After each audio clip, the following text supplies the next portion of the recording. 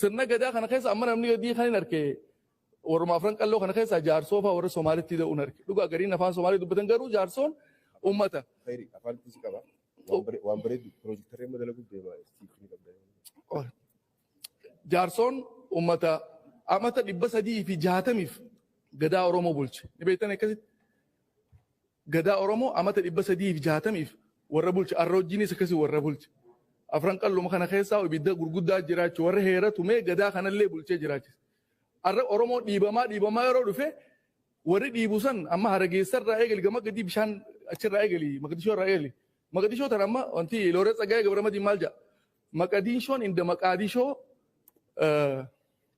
ammas maal jedhe Maqadallaan inda Maqadalaa jedhe yoo loloosaa dhageeffatan Looree Tsaggaayee Gabramadiin way harkata diinshoo amma paarkii diinshoo jira Maqadishoo jira Maqadallaa jira so wantoota Oromoo kana dhiibamaa dhufu Oromoo agarte lafa saarraa yeroo dhiibamaa dhufe namni afaan jijjiirachaa dhufa aadaa jijjiirachaa dhufa gariin afaan Somaalee dubbatan garuu ummata aadaa Oromoo gadaa Oromoo arra jirruun kana gadaa kana amata kuma meeqaaf 360 ummata bulche gadaa Oromoo seera tume jechuudha. So gadaan kun amma sirna eegumsaati.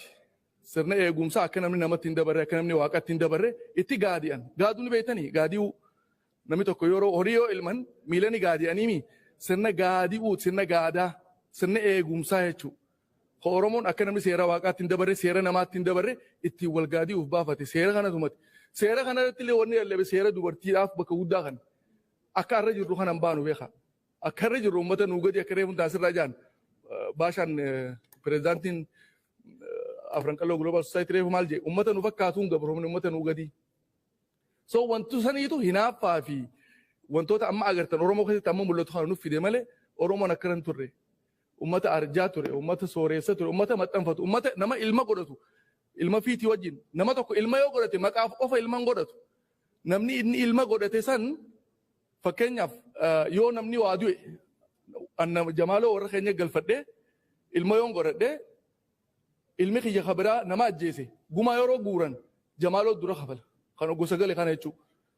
Kan hin guddifadhe kana. Yoo namni keenya narraa du'es ilmaan kiyyarraa guyyaa gumaan dhufu ka dura fudhatu isa. Kana jechuun maal hangafa godha jechuudha. Uummata akkanaati Oromoon uummata hangafummaa kan nama ilma fudhate kanaafillee hangafummaa kan. So tollinni Oromoo waan himamee dhumaatii miti jechuu barbaadetti. Oromoon tun dhiyoota nama wajji mareenneeti maquma Amaara jechuun maali, Somaalee jechuun maali, Oromoo jechuun kun maalirra dhufe.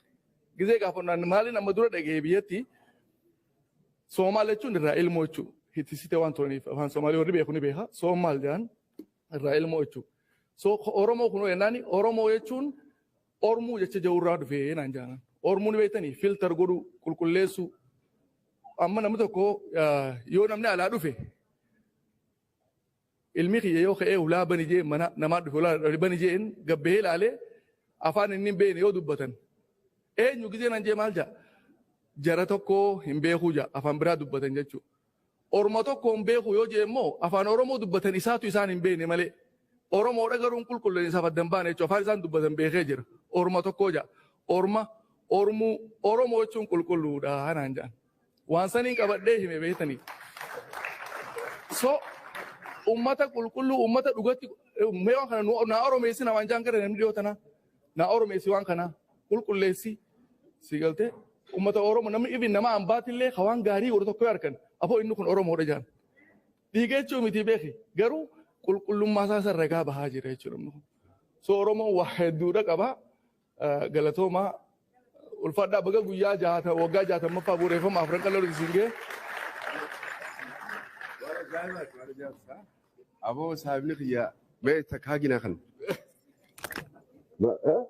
وأنا جائبة سنافو يا سلا وانا دراسة واي لو لجلي جلام كو هنگا وري لو أبوتي لو غدا لو جلي جلام كو رب سيفي أبا غدا إتو خلو إتو لو لبسي جرا